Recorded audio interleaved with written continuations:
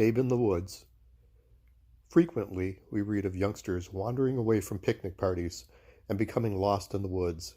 This is stark tragedy for the parents, even in this day of rescue helicopters, bloodhounds, state police, and a dozen other ways of finding lost children. In pioneer days, a youngster lost in the woods was due for almost certain death.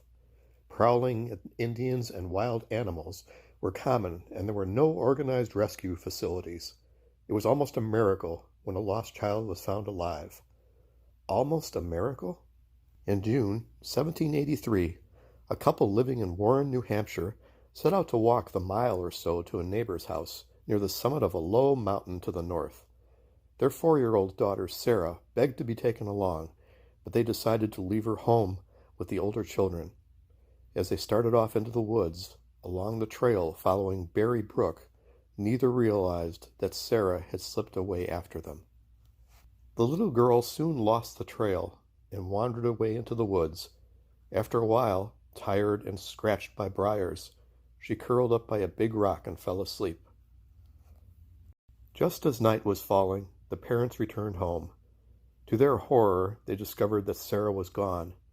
The other children, sure she was with her parents, had not been alarmed. It was beginning to rain as the frantic father called his neighbors to aid in the search. They combed the woods until dawn, but found no trace of the small child. From Sunday until Wednesday the search went on. Dozens of men from miles away looked night and day for at least some sign of what had happened to the small child. On Thursday, a strange thing occurred, an almost supernatural event. About noon on that day, a man named Heath from Plymouth, 20 miles away, strode up to the cabin and said, "Give me some dinner and I will find the child." As he ate, he told about a vivid dream he had had 3 times the night before. In his dream, he had found the lost child under a big pine tree southwest of Berry Brook, guarded by a huge bear. The neighbors looked at each other in astonishment, for it was true that some of the men had found the child's tracks along with those of a large bear, but they had not mentioned this to the distraught parents. The implication had been too horrible. Mr. Heath and another settler went off into the woods, heading straight for the spot in the dream. Hours later, the waiting group heard 3 gunshots from far away in the wilderness.